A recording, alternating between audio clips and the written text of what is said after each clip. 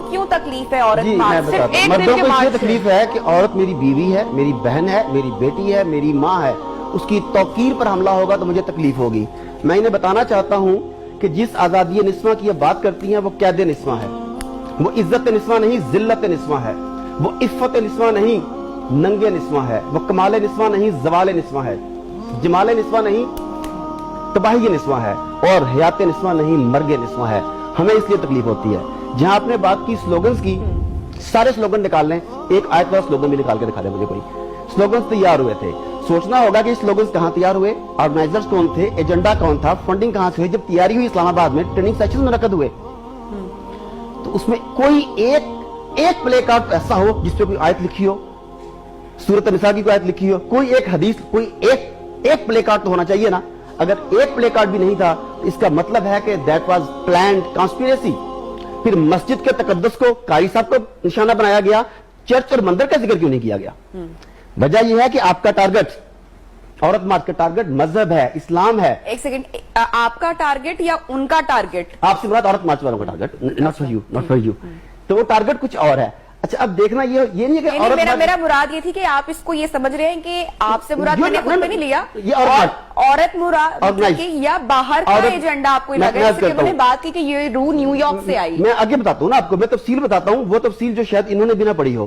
اس کی وجہ ہے وہ کہتے ہیں کہ شطرنج کے کھیل کی بات کرتے ہیں، وہ کہتے ہیں کہ بیچارہ پیادہ تو ہے ایک مہرہ ناچیز، خود فرزین کی نگاہوں سے بھی پوشیدہ ہے شاطر کا ارادہ۔ کسی کو پتہ بھی نہیں ہوتا کہ ہو کیا رہا ہے میرے ساتھ۔ اس کے اسپانسرز کون ہیں، ایجنڈا کیا ہے، ٹریننگ کہاں سے ہوئی، سلوگنز کہاں سے بنے، پوسٹر ڈیزائننگ کہاں پہ ہوئی، یہ سب جاننے کے لیے دو باتوں کو ذہن میں رکھیے۔ ایمنسٹی انٹرنیشنل کون ہے، ایمنسٹی انٹرنیشنل کا ویژن 2020 کیا ہے، اس کے 3 بنیادی نکات ہیں میڈم۔ نمبر 1، اسقاط حمل، اسے قانونی تحفظ دیا جائے اور اسے پروموٹ کیا جائے۔ نمبر 2، ہم جنس پرستی کو قانونی تحفظ دیا جائے۔ نمبر 3، جن ممالک میں سزائے موت ہے اس سزائے موت کو ختم کروایا جائے۔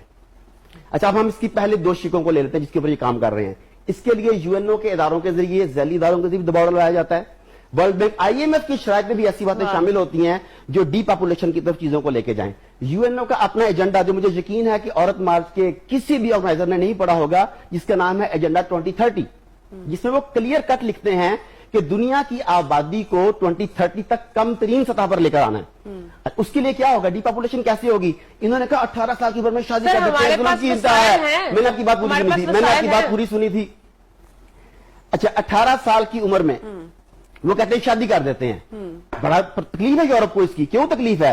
جس لڑکی کی شادی 18 سال کی عمر میں ہوگی وہ 30 سال کی عمر تک 4-5 بیبیز کر کے انہیں اسٹیبلش کر چکی ہوگی۔ جب شادی 30 سال کی عمر میں ہوگی تو کتنے بیبی ہوں گے، کب وہ سیٹ ہوگی، کیا ہوگا؟